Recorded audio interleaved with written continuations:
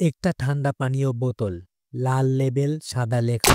গরমে হাঁটতে হাঁটতে দোকান থেকে তুলে নিলেই মনে হয় প্রাণ ফিরে আসবে। কিন্তু আপনি কি জানেন এই বোতলটাই পৃথিবীর কোটি কোটি মানুষের চোখে বিতর্কের কেন্দ্রবিন্দু? হ্যাঁ, আমি বলছি কোকা কোলার কথা। আমরা যেটাকে শুধু পানীয় ভাবি, অনেক মুসলমান সেটাকে বয়কট করতে চায়। কিন্তু কেন? এটা কি শুধু ধর্মীয় কারণে, নাকি এর পেছনে লুকিয়ে আছে আরো গভীর ব্যবসায়িক ষড়যন্ত্র? কোকা কোলা শুরু হয়েছিল 1886 সালে আমেরিকার আটলান্টায়। একজন ফার্মাসিস্ট ডক্টর জন পেম্বারটন একটা টনিক তৈরি করেছিলেন মাথা ব্যথা আর ক্লান্তি দূর করার জন্য। কিন্তু তিনি ভাবতেও পারেননি যে একদিন এটা পৃথিবীর সবচেয়ে বড় পানীয় ব্র্যান্ড হবে। 1915 সাল নাগাদ কোকা কোলা আমেরিকার মানুষের নিত্য সঙ্গী হয়ে ওঠে। আর 1920 সালের মধ্যে এক বছরে 50 মিলিয়নেরও বেশি বোতল বিক্রি হয়।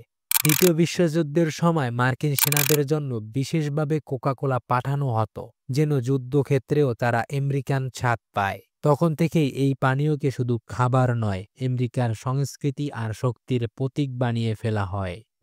কিন্তু মুসলিম বিশ্বে গল্পটা ভিন্ন।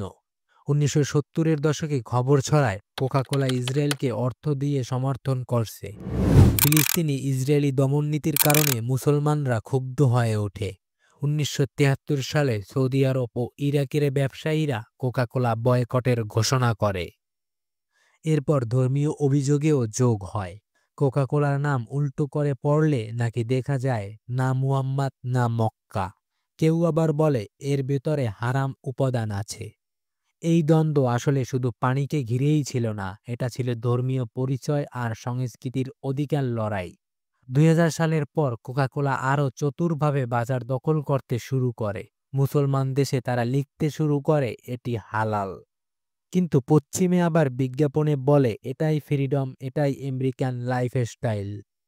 চাঞ্চল্যকর তথ্য হলো 2015 সালে এক আন্তর্জাতিক রিপোর্টে বলা হয় কোকা কোলা অত্যন্ত 20 দেশের পরিবেশের ক্ষতি, শ্রমিক শোষণ আর স্বাস্থ্য ঝুঁকির অভিযোগে অভিযুক্ত।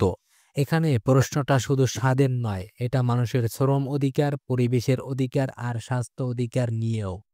আজকের দিনে এসে অনলাইনে কোকা কোলা নিয়ে গুজব আরও ছড়িয়েছে। কেউ বলে এটা হারাম, কেউ বলে এটা ইসরায়েলি ষড়যন্ত্র, কেউ আবার এটাকে মুসলমানদের প্রতি অবমাননা বলে মনে করে। যদিও প্রমাণ খুব স্পষ্ট নয়, কিন্তু এর প্রভাব বিশাল। 2021 সালে ফিলিস্তিনে কোকা কোলা বয়কটের মিছিলে হাজার মানুষ অংশগ্রহণ করেছিল। এটাই দেখায় মানুষ এখনও তাদের ধর্মীয় অনুভূতি আর সামাজিক আন্দোলনের অধিকার রক্ষা করতে চায়।